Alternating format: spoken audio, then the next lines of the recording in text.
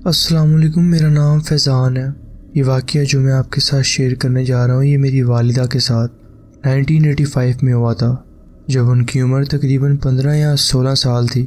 ये वो दौर था जब ज़िंदगी आज के मुकाबले में बहुत सादा और मासूमियत भरी हुआ करती थी। रात को बिजली का आना जाना आम बात थी और अंधेरे से लोगों का डरना एक फितरती जज्बा था। इस वक्त गांव और बस्ती के लोग आपस में घुल मिल कर रहते थे। हर कोई दूसरे की मदद को तैयार रहता था। मेरी वालिदा एक छोटी सी बस्ती में पली बड़ी हैं, जो काफ़ी साल पहले बसाई गई थी। ये बस्ती कदीम अहमियत की हामिल है। माज़रत मैं आपको ये लोकेशन नहीं बता सकता, लेकिन ये बता सकता हूँ कि वो पंजाब में ही है, जहाँ हर गली और हर पुराना मकान एक कहानी छुपाए बैठा है। यहाँ के लोग बेहतरीन तहजीब और रिश्तों की अहमियत को समझने वाले थे। बस्तियों में रात को खामोशी छा जाती, सिर्फ कहीं दूर किसी जानवर की आवाज़ या दरख्तों की सरसर सुनाई देती थी। मेरी वालिदा के कुछ करीबी दोस्तों का एक ग्रुप था, बिस्मा, ताहिरा और काशिफ़ा। ये सब मिलकर अक्सर शाम को बस्ती के आसपास घूमती फिरती, फिर कभी दरख्त के नीचे बैठकर कहानियाँ सुनती, कभी किसी छत पर जाकर चांद देखते। मगर इन सब दोस्तों में जो ये वाक़या पेश आया वो बिस्मा की तरफ था। बिस्मा एक पुरानी हवेली नुमा घर में रहती थी, जो बस्ती के बसने से भी पहले का था। ये हवेली एक अजीम तरीके की इमारत थी, जिसकी दीवारों पे वक्त के साथ साथ काफ़ी दरारें आ चुकी थीं। अंदर बड़े बड़े कमरे, ऊंची छतें और लकड़ी के पुराने दरवाजे थे, जिनको खोलने बंद करने पर एक अजीब सी आवाज़ आती थी। लोग कहते थे कि इस हवेली में अजीब अजीब आवाज़ें सुनाई देती हैं, और कुछ लोगों ने तो इसमें कोई साया भी देखा था। बिस्मा और उसके ख़ानदान यहाँ बरसों से रहता था और उनके लिए ये सिर्फ एक पुराना घर था। लेकिन शायद हर पुरानी चीज़ सिर्फ पुरानी नहीं होती। कुछ कहानियाँ सदियों तक ज़िंदा रहती हैं। एक रात मेरी वालिदा और उनकी सहेलियाँ बिस्मा के घर रुकने गईं। हवेली की पुरानी दीवारें रात के सुकून में एक अजीब सा बोझ महसूस करवा रही थीं। सब लड़कियाँ आपस में मजाक कर रही थीं, हंसती, बोलती, मगर जैसे ही रात गहरी होने लगी, एक अजीब सी खामोशी छा गई। बिस्मा ने एक पुराना लैंटर्न जलाया, जो हल्की पीली रोशनी बिखेर रहा था। कमरे की दीवारें इस मध्यम रोशनी में और भी पुरानी और अजीब लग रही थी, जैसे इनके अंदर कोई पुराना राज छुपा हो। जब सोने का वक्त आया तो सब लड़कियां बिस्मा के कमरे में चली गईं और अपनी जगह बना ली। बिस्मा अपने बिस्तर पर लेटी और सो गई, जबकि बाकी सब फर्श पर बिछाए हुए बिस्तर पर लेटे। कमरे की हवा थोड़ी भारी महसूस हो रही थी, जैसे कोई अनजान सा बोझ इस जगह में छुपा बैठा हो। बिस्मा के कमरे के सामने ही एक बाथरूम था, जिसका दरवाज़ा सीधा हालवे में खुलता था। यह हालवे हवेली के अंदर एक पुराने रास्ते की तरह लगता था, जहां दीवार पर पुराने तस्वीर लटक रही थी और लकड़ी का फर्श हर एक कदम पर एक अलग ही आवाज़ निकालता था। मेरी वालिदा ने बताया कि उन्हें हमेशा अजीब जगह पर नींद आने में दिक्कत होती थी, मगर इस बार ये मामला नहीं हुआ। जैसे कोई उन्हें सुकून देने की कोशिश कर रहा हो, या शायद कोई इस बात का इंतज़ार कर रहा हो कि वो कब गफलत में चले। लेकिन अचानक उनकी और ताहिरा की एक साथ आंख खुल गई, जैसे दोनों ने एक ही वक्त किसी अनजान चीज़ को महसूस कर लिया हो। दोनों ने अपनी जगह पर बैठकर हालवे की तरफ देखा और उनके चेहरे बिस्मा के कमरे के खुले दरवाजे की तरफ जम गए। हल्की सी चांद की रोशनी हालवे के अंदर आ रही थी, और उसी रोशनी में जो उन्होंने देखा उसने उनके होश उड़ा दिए। बाथरूम का दरवाज़ा धीरे धीरे खुल रहा था, लेकिन अंदर कोई नहीं था। पूरा हालवे एक अजीब सी ठंडी हवा से भर गया, और एक पल के लिए ऐसा लगा जैसे हवा में कोई सरगोशी हो रही हो, कोई बेचैन साया जो सिर्फ देखने वालों को महसूस हो। एक छोटी सी लड़की, तकरीबन 6 या 7 साल की, एक पुरानी सी फ्रॉक पहने हालवे में चल रही थी, मगर उसके पैर ज़मीन को नहीं छू रहे थे। उसकी फ्रॉक बहुत पुरानी और जर्द सी लग रही थी, जैसे कई बरसों से धूल मिट्टी से गुजरी हो। उसके लंबे उलझे हुए बाल उसकी छोटी सी गर्दन के नीचे लटक रहे थे, मगर सबसे ज़्यादा डरावना था उसका चेहरा, जो कि साफ नहीं दिख रहा था, बल्कि ऐसा लग रहा था जैसे धुंध से ढका हुआ हो। वो हवा में चल रही थी, बहुत आहिस्ता, जैसे कोई पानी के ऊपर लहर कर बहता जा रहा हो। मेरी वालिदा और ताहिरा की सांसें रुकने लगी। उनकी आंखें इस अजीब मंजर पर जम गईं। वो लड़की हालवे से गुजरती हुई सीधा उसी बाथरूम में चली गई जो बिस्मा के कमरे के सामने था। लेकिन दरवाज़ा उसके सामने खुद ब खुद खुल गया और जैसे ही वो अंदर गई वो धीरे धीरे बंद होने लगा। किसी ने उसे हाथ भी नहीं लगाया था। मेरी वालिदा और ताहिरा ने एक दूसरे की तरफ देखा, मगर दोनों इतनी देर तक बेहस और बेहरकत बैठी रहीं कि किसी की हिम्मत नहीं हुई आवाज़ निकालने की। जैसे उनका गला बंद हो गया हो, जैसे अगर वो बोलें तो वो लड़की वापस उनकी तरफ देख लेगी, या शायद वो सिर्फ इसी इंतज़ार में हो कि कोई उसका नाम ले। हवा एकदम से और ठंडी हो गई। कमरे के कोने में लटकता लैंटर्न, उसकी रोशनी हल्की सी झिलमिलाई, जैसे कोई उसके करीब से गुजर गया हो। बाथरूम के अंदर से एक हल्की सी चीख सुनाई दी, बहुत धीमी, बहुत सूखी, जैसे कोई बरसों से चीखने की कोशिश कर रहा हो मगर उसकी आवाज़ ही ना निकलती हो। ताहिरा ने मेरी वालिदा का हाथ ज़ोर से पकड़ लिया। उनकी उंगलियां ठंडी हो चुकी थीं, पसीने से भरी हुई। वो दोनों अब भी सांस रोकर बैठी थीं। जब अचानक बाथरूम का दरवाज़ा एक शोर की चीख मारकर खुल गया। अगले दिन जब सूरज की पहली किरण हवेली की पुरानी दीवारों से टकराई, मेरी वालिदा और ताहिरा अब भी रात के मंजर से निकल नहीं पा रही थी। उनके जहन में अब भी वो छोटी लड़की का चेहरा धुंधला सा घूम रहा था जो हवा में तैरती हुई बेआवाज़ बाथरूम में घुस गई थी। रात भर उन दोनों ने एक भी बार नींद की आगोश में जाने की कोशिश नहीं की। हर छोटी सी आवाज़, हर हल्की सी सरगोशी उनके दिल की धड़कन तेज़ कर देती थी। जब सुबह हुई तो मेरी वालिदा ने हिम्मत करके बिस्मा से इस मकान की तारीख और इस जगह की माजी के मुतालिक सवाल किया। उन्होंने सोचा शायद ये सब सिर्फ उनका वहम हो, शायद उन्होंने जो देखा वो सिर्फ उनकी थकान का नतीजा हो। मगर जो कुछ बिस्मा ने बताया वो उनके लिए और भी ज़्यादा हैरान कुन था। बिस्मा ने कहा, मुझे बहुत ज़्यादा मालूमात नहीं, लेकिन अम्मी कहती हैं कि बहुत पहले किसी पुराने दौर में एक दीवाने शख्स ने इस घर में एक छोटी लड़की को कुल्हाड़ी से कत्ल कर दिया था। ये सुनकर मेरी वालिदा का खून जम गया। जो चीज़ उन्होंने रात को देखी थी, क्या वो सच में उसी लड़की की रूह थी जो मासूम से तरीके से हालवे में बेआवाज़ तैर रही थी। बिस्मा ने यह भी बताया कि यह भी कहा जाता है कि इस घर के पीछे जो पुराना गोदाम है उसमें अजीबो-गरीब नक्श और निशान बने हुए हैं जो किसी काले जादू का हिस्सा लगते हैं। कुछ लोग कहते हैं कि वो शख्स सिर्फ एक कातिल नहीं था बल्कि किसी अंधेरी ताकत का पुजारी था। इसलिए आज भी लोग रात के वक्त उस गोदाम के करीब जाने से घबराते हैं। मेरी वालिदा और ताहिरा ने एक दूसरे की तरफ देखा। उनके चेहरे पे लाखों सवाल लिखे हुए थे। क्या जो कुछ रात को उनके साथ हुआ वो बस एक वहम था, या फिर वो छोटी लड़की अब भी इस मकान में अपनी मौत का बदला लेने के लिए भटक रही थी। अफवाहें ये थी कि इस छोटी लड़की की किसी शैतानी रस्म के लिए कुर्बानी दी गई थी। ये सिर्फ एक कत्ल नहीं था बल्कि एक मंसूबा बनाकर की गई भयानक रस्म थी, यानी काला जादू, जिसमें उस दीवाने शख्स ने न जाने किस मकसद के लिए मासूम लोगों का खून बहा दिया था। कहते हैं कि जिस रात ये कत्ल हुआ तब से इस घर में अजीबो-गरीब वाक़यात होने लगे। कभी रात के अंधेरे में छोटी लड़की की सरगोशी सुनाई देती, कभी कोई दीवार पर बने हुए गहरे सुराग दाग देखकर कहता कि ये सिर्फ दीवार की पुरानी हालत नहीं बल्कि कुछ और है। कई साल गुजर गए, ये वाक़या सिर्फ एक पुरानी कहानी बनकर रह गया, मगर फिर भी कभी कभी इसका जिक्र उठता है। ऐसे ही एक दिन जब पुराने वाक़यात पर गुफ्तगू हो रही थी तो बिस्मा ने तसल्ली भरी मुस्कुराहट के साथ कहा, मुझे तो कभी कोई चीज़ महसूस नहीं हुई इस घर में।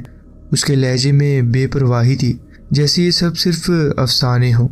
मेरी वालिदा इस जवाब से मुतमईन नहीं थी। उनका मानना था कि हर शख्स एक जैसा नहीं होता, हर किसी में ये सलाहियत नहीं होती कि वो रूहानी चीज़ों को महसूस कर सके। कुछ लोग सिर्फ दीवारें देखते हैं, मगर कुछ उन दीवारों के बीच दबे हुए दुख महसूस कर लेते हैं। उन्होंने धीमी आवाज़ में मुझसे ये कहा था, उनका कहना था कि वो उन लोगों में से हैं जो सिर्फ दीवारों के बीच से खामोशी नहीं बल्कि उस खामोशी में छुपी चीखें भी सुन सकती हैं, जिनका दिल इतना नाजुक होता है कि वो उन रूहों के जज्बात और उनके गम महसूस कर सकती हैं, जो अब भी किसी जवाब या किसी इंसाफ की तलाश में भटक रही हों।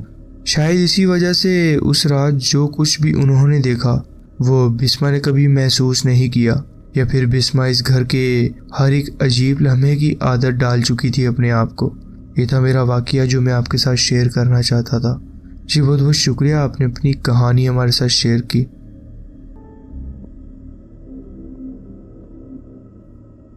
अस्सलाम वालेकुम, मेरा नाम लतीफ़ है। ये कहानी छोटी है मगर काफ़ी खौफनाक है।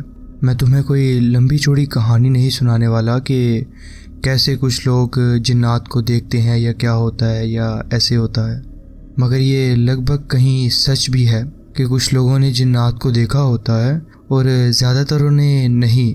लेकिन जब कोई जगह बहुत ज़्यादा मनहूस हो जाए और हालात कुछ ऐसे बन जाएं तो कभी कभी कोई चीज़ खुद को जाहिर कर देती है, चाहे तुम उस किस्म के इंसान हो या ना हो। जब मैं तकरीबन 9 साल का था, मेरी माँ नए घर की तलाश में थी। हमारा इलाका पहले एक अच्छा और पुरसकून जगह हुआ करता था, मगर वक्त के साथ साथ वहाँ जुर्म बढ़ता गया। इसलिए मेरी माँ ने फ़ैसला किया कि हमें शहर से थोड़ा दूर किसी बेहतरीन जगह पर शिफ्ट हो जाना चाहिए। इस तलाश के दौरान हमने काफ़ी घर देखे। ये सब घर लाहौर के बाहर एक तरफ छोटी छोटी बस्तियों और खुले मैदानों के पास थे। माँ मुझे अक्सर अपने साथ ले जाती थी और मैं हर घर के मुख्तलिफ कमरों में जाता और सोचता कि कौन सा मेरा होना चाहिए। फिर एक दिन हम एक ऐसे घर को देखने गए जो चारों तरफ से घने दरख्तों से घिरा हुआ था। लाहौर से इस जगह तक पहुंचने में हमें तकरीबन 1 घंटा लगा। जैसे ही मैं गाड़ी से उतरा और उस घर की तरफ देखा, मुझे फ़ौरन अजीब सा एहसास होने लगा। मुझे महसूस हुआ कि ये जगह ठीक नहीं है। क्या तुम कभी ऐसी जगह पर गए हो जहाँ बिना किसी वजह के तुम्हारे अंदर एक अजीब सी घबराहट पैदा हो जाए, जैसे तुम किसी गहरी खाई के किनारे पर खड़े हो और किसी पतली सी रस्सी पर चलने को कह दिया जाए, अगर एक कदम भी गलत रखा तो सीधा नीचे गिरने का खतरा होता है। मकान मालिक, जो कि हमें पहले ही मिल गई थी, उसने हमें घर दिखाया। हर बार मैं अपनी माँ से अलग होकर घर घूमता था, मगर इस बार मैं उनके साथ ही रहा। पता नहीं क्यों मगर दिल में अजीब सी बेचैनी थी। घर में कुछ खास नहीं था, सिर्फ पुराना लग रहा था। जगह जगह से पानी टपकने के निशान थे और दीवारों पर पुराने पैच लगाए गए थे। जब टूर मुकम्मल हो गया तो मेरी माँ और मकान मालिक ड्राइंग रूम में बैठकर बात करने लगे। तभी मुझे बाथरूम जाना था।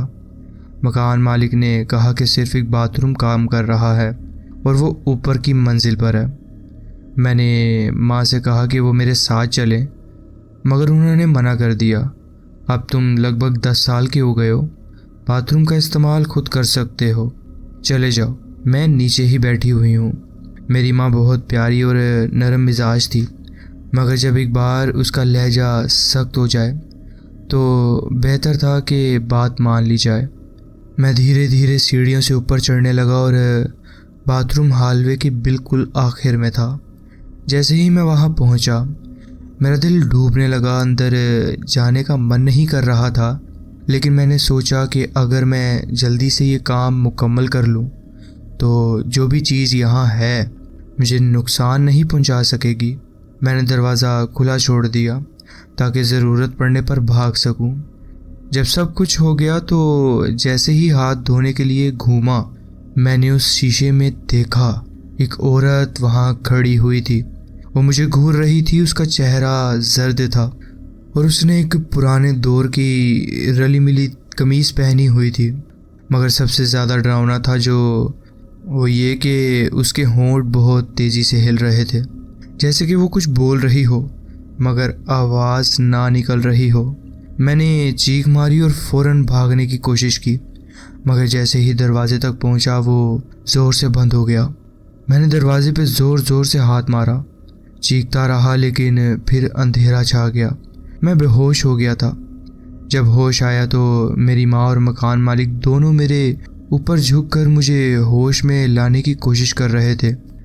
मैं फ़ौरन उठ बैठा और उन्हें वो सब बताया जो मैंने देखा था। मेरी माँ को लगा कि मैं मजाक कर रहा हूँ। घर वापस आते ही उसने मुझे बहुत डांटा। वो समझ रही थी कि मैंने बस ड्रामेबाजी की है, मगर मुझे पता था कि जो मैंने देखा वो असल था, वो कोई मजाक नहीं था।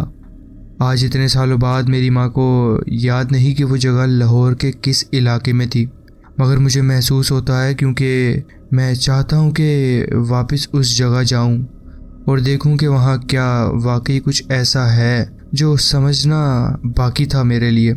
जिस तरह कि तुम मुझे समझ लो कि मुझे पैरानॉर्मल चीज़ों पर हमेशा से दिलचस्पी रही है, लेकिन ये सोचना अजीब लगता है कि ये मेरी पहली और आखिरी मुलाकात थी किसी भूत से। मैं बहुत जगहों पे गया हूँ, लाहौर की पुरानी हवेलियाँ देखी हैं, छोड़ी हुई इमारतों का जायज़ा लिया है और अक्सर सुने सुने मकान में रात गुजारी है, लेकिन फिर भी मैंने कभी दोबारा कुछ नहीं देखा। मगर जो औरत मैंने उस शीशे में देखी थी वो आज भी मेरे जहन में ज़िंदा है। ये था मेरा एक वाक़या जो मैं आपके साथ शेयर करना चाहता था। जी बहुत बहुत शुक्रिया, आपने अपनी कहानी हमारे साथ शेयर की। बढ़ते हैं अपनी नेक्स्ट स्टोरी की तरफ।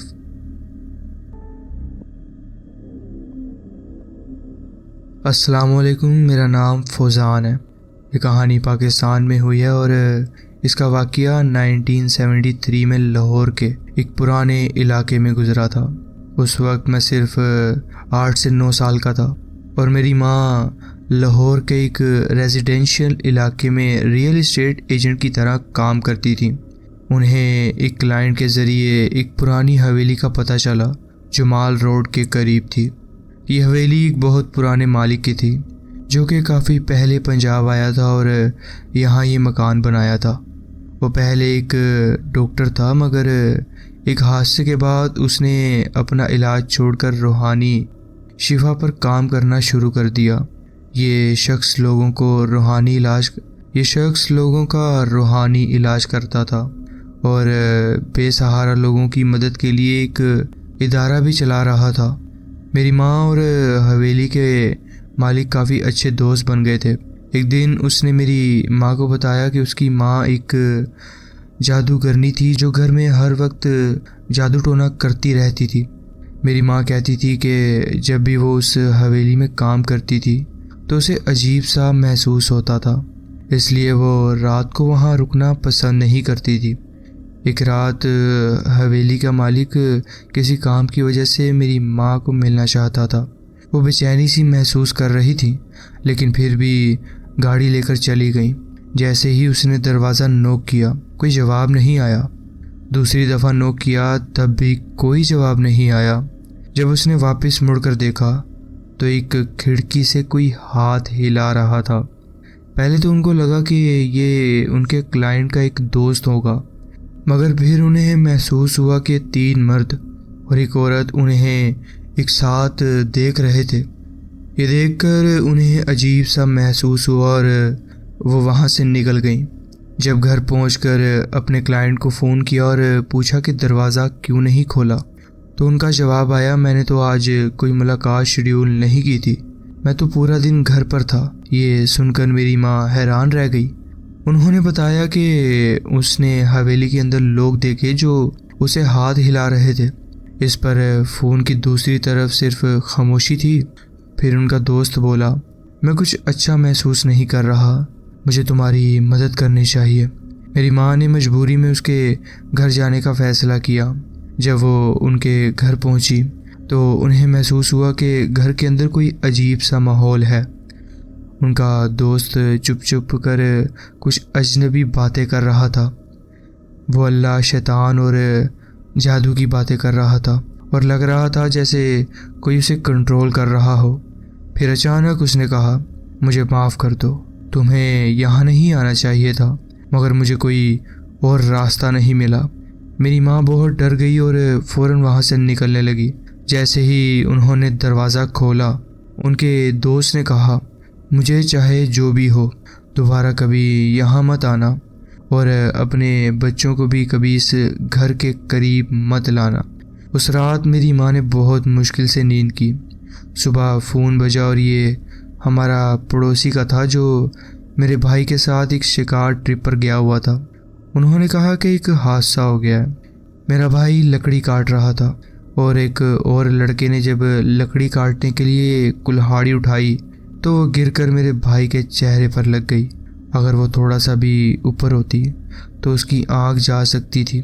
मेरी माँ को अंदाज़ा हो गया था कि हवेली की कोई बुरी शक्ति, कोई बुरा जादू मेरी फैमिली को नुकसान पहुंचाना चाहता है।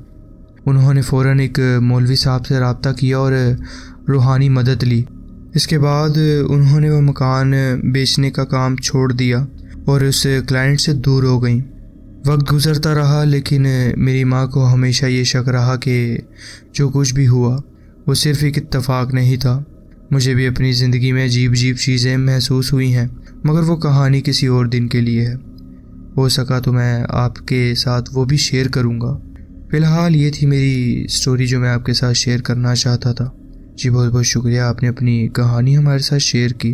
तो जी फ्रेंड्स, ये थी आज की स्टोरीज़। आप कमेंट्स में ज़रूर बताएं कि आपको ये स्टोरीज़ कैसी लगी। अगर आपको ये स्टोरीज़ अच्छी लगी हो तो वीडियो को ज़रूर लाइक कीजिए और चैनल को ज़रूर सब्सक्राइब कीजिए और बेल आइकन को ज़रूर प्रेस कर लीजिए ताकि आगे आने वाली कहानियाँ वीडियोज़ आपसे मिस ना हो।